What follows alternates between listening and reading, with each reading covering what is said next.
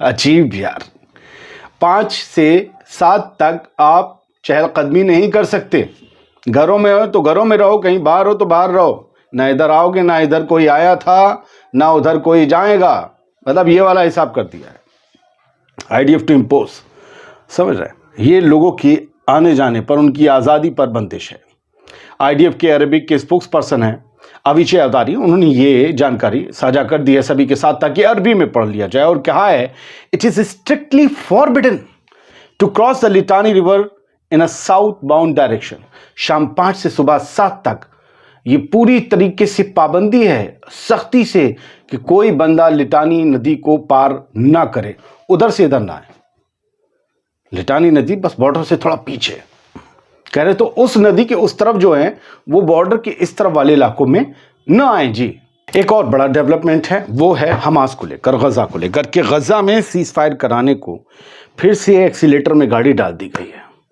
पहले लेबनान में करवा दिया, वो चलेगा, कब तक चलेगा अल्लाह इल्म, लेकिन अब गजा में करवाना है। असल में जो बाइडेन सारे सितारे अपने कोट पर टांग कर जाना चाहते हैं ऑफिस से, व्हाइट हाउस से। अच्छा, ट्रंप भी ये चाहते हैं कि मेरे आने से पहले जितना भी आप लोगों ने ये सब रायता फैलाया था और फैला रहने दिया था, उसे समेट जाइए। मैं नहीं चाहता कि आपकी फैलाई हुई जंग को मैं समेटूं। मेरे दौर में अलग जंगें होंगी। खैर, डोनाल्ड ट्रंप ये कहते आए हैं कि वो जंग नहीं चाहते, लिहाजा जो बाइडेन भी, उनके ऊपर बदनामी भी है।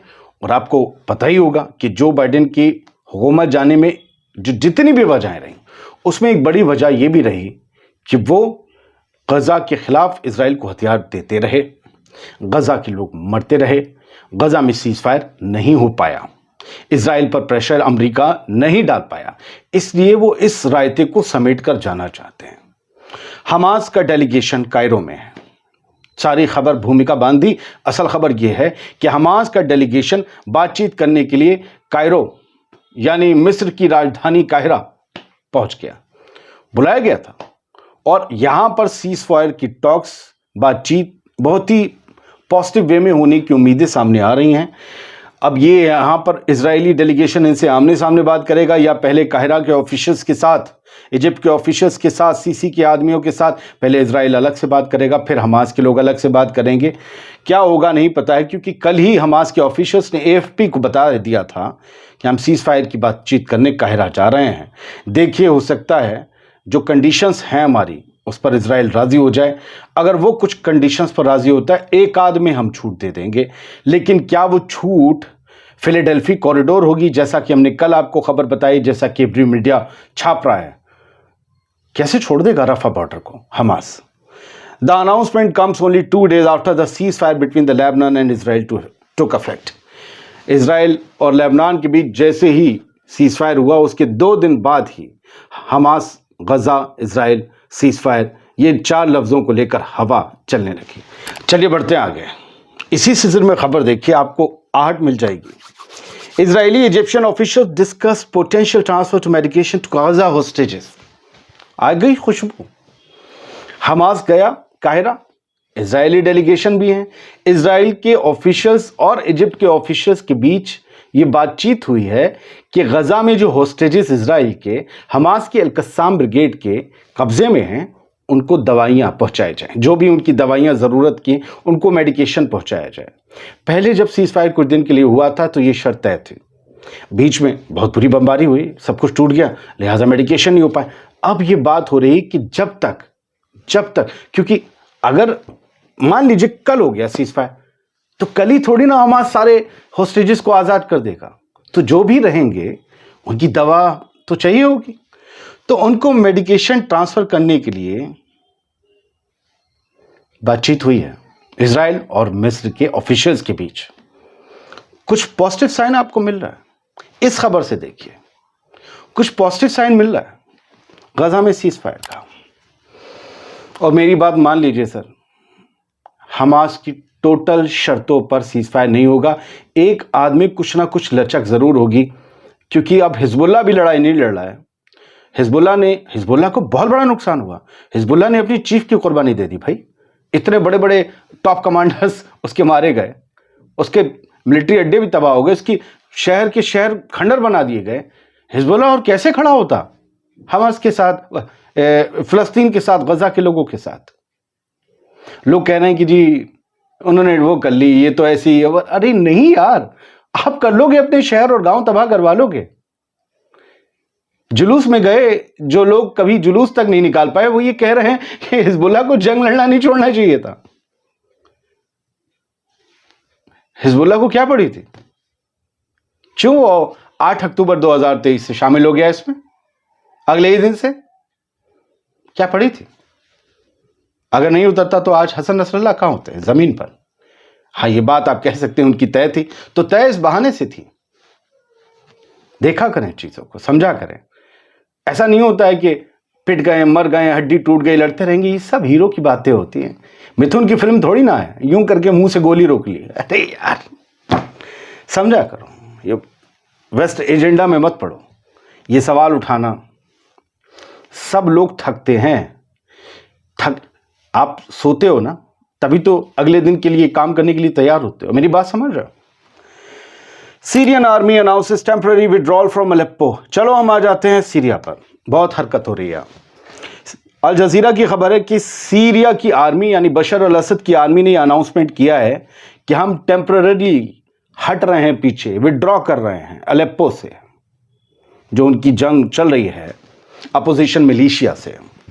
और ये सारे लोग अरब भी नहीं हैं, ये भी ध्यान रखिएगा। कुछ खबरें हैं कि यूक्रेन, उज़्बेकिस्तान से लोग आए फाइटर्स। उज़्बेकिस्तान वाले क्या गजा और फिलिस्तीन नहीं आ सकते थे? वहां पहुंच गए। इस चीज को आप इस तरीके से भी समझिए। फिर मैं और खबरें बता रहा हूं सर। और ये मेरा चैनल है, जिसको मेरा एक्सप्लेनेशन बुरा लगता हो, मेरा वीडियो मत देखिए। मैं सबसे निम्न दर्जे का आदमी हूं, जर्नलिस्ट हूं। मुझसे बहुत अच्छे लोग हैं, उन्हें देखिए। लेकिन मेरा एक तरीका है, मैं अपने लोगों से बात करता हूं। आप इस तरीके से देखिए कि हिजबुल्लाह ने सीज फायर कर लिया, लेकिन है तो दुश्मन वो इजराइल का, ठीक है। ईरान का बदला पेंडिंग है, ठीक है। ईरान और हिजबुल्लाह दोनों बशर अल असद के सीरिया में साथी हैं। अगर सीरिया में असद की आर्मी और असद उलझ जाते हैं किसी कॉन्फ्लिक्ट में, तो कौन सी 3 पावर्स और जो है वो अटक रही हैं? हिजबुल्लाह भी इंगेज होगा उधर, ईरान भी इंगेज होगा उधर, और फिर रूस वो भी इंगेज होगा, क्योंकि वहां उनकी फोर्सेस हैं। 3 लोग इधर इंगेज हो जाएंगे। किसको फायदा होगा? आप टाइमिंग से समझे नहीं। मैं बार बार कहता हूं, न्यूट्रल तरीके से सोचा करिए, फिर से बाहर आइए। न्यूज को न्यूज की तरीके से देखिए। कौन इंगेज हो रहा है? जो खतरा हो उसे कहीं और उलझा दो। ईरान और हिजबुल्लाह उलझ गए, उलझ जाएंगे। ध्यान रखिएगा, अगर ये कॉन्फ्लिक्ट और ज्यादा बढ़ता है सीरिया वाला, और बढ़ेगा ये, इसीलिए इसकी टाइमिंग देखिए। तुर्की का इसमें बहुत बड़ा रोल है। तुर्की के पास किसी और का हुक्म है। खैर, सीरिया की आर्मी ने कहा है कि हम टेम्पररीली जो है वो पीछे हटते हैं, टेम्पररी तौर पर, और विड्रॉ कर रहे हैं। अब यहाँ पर क्या माना जाएगा कि रेजिस्टेंस कह रहा हूँ, माफ़ कीजिएगा, जो मिलिशिया है, अपोजिशन, वो मजबूत है, वो चढ़ाई कर दी, वो जीत गए, इसलिए फौज पीछे हटी। लेकिन 100 किलोमीटर का मोर्चा है पट्टी अलेप्पो से इदलिब तक, और पूरे पे जंग चल रही है। ये भी वही कर रहे हैं, पीछे हट के अपने आप को तरोताज़ा करेंगे। और इस आर्टिकल में अल जजीरा की लिखा भी है, Syrian military confirms revolt enter Aleppo. The Jerusalem post की खबर है, सीरियन मिलिट्री ने कंफर्म किया है कि जो रेबल्स हैं, बागी हैं, जो इनके लफ्ज़ हैं वो पढ़ रहा हूँ, बागी हैं, वो अलेप्पो के अंदर घुस गए हैं। और ये कहा है कि हमारे दर्जनों फौजी मारे गए हैं। ज़रा जल्दी जल्दी बढ़ें। तुर्की ने क्या कहा है? अल मायदीन की खबर है कि हम अलेप्पो के मामले में इन्वॉल्व नहीं है, हमारा कोई इन्वॉल्वमेंट नहीं है, हमने उसमें कुछ हाथ नहीं लगाया, हथेली नहीं लगाई, हमने कोई हथियार नहीं दिया, और हम जो है वो एक टेररिस्ट लेड स्टेट के हक में भी नहीं है जिसमें टेररिस्ट हुकूमत करें। खैर, ये ईरान के वो लीडर थे, IRGC के कमांडर थे, जो सीरिया में इन मिलिशिया के हमले में मारे गए थे। आज उन्हें खिराज अकीदत पेश करते हुए उनकी तदफीन कर दी गई। उनका जो है वो उनका जनाजा निकाला गया था। काफ़ी लोग जो है उसमें शामिल हुए। गज़ा की बात करते हैं, अल जजीरा की खबर है, इसमें आज हमले हुए, बड़े हमले हुए, और वर्ल्ड सेंट्रल किचन, ये लोग जो खाना पहुंचाने और खाना बनाने का जिम्मेदार थे, लोगों को फ्री में खाना मुहैया करवाते थे, वर्ल्ड सेंट्रल किचन, उनके 3 लोग कार में मारे गए, और उनके ऊपर सीधा आके बम गिराया इसराइल ने। अब क्या जवाब देते बनेगा? अब वो कह रहे हैं इसराइल हम तो जांच कर रहे हैं जी, इसमें WCK के लोग कैसे थे, इसमें तो हमास के जो है वो लड़ाके थे, जिन्हें हम टेररिस्ट कहते हैं।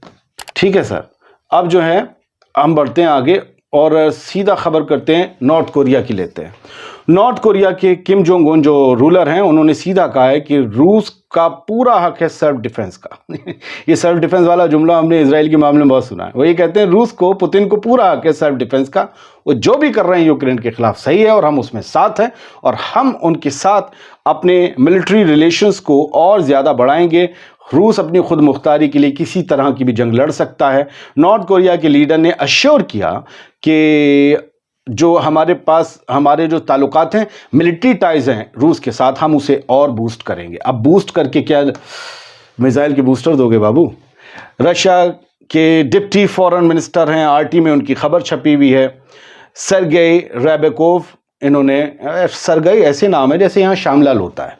खैर, सरगेई रेबेकोव जो हैं, उन्होंने ये कहा है कि रूस फिर से न्यूक्लियर टेस्ट कर सकता है, रिज्यूम कर सकता है। असल में सोवियत जब टूट गया उस वक्त हुआ था मुआहदा वगैरह, टेस्ट वेस्ट, अब इसके चक्कर में नहीं पड़ेंगे। तो मेरी जहाँ तक पता है 1990 में लास्ट टेस्ट किया था रूस ने। 34 साल हो चुके हैं कोई बड़ा टेस्ट किए हुए।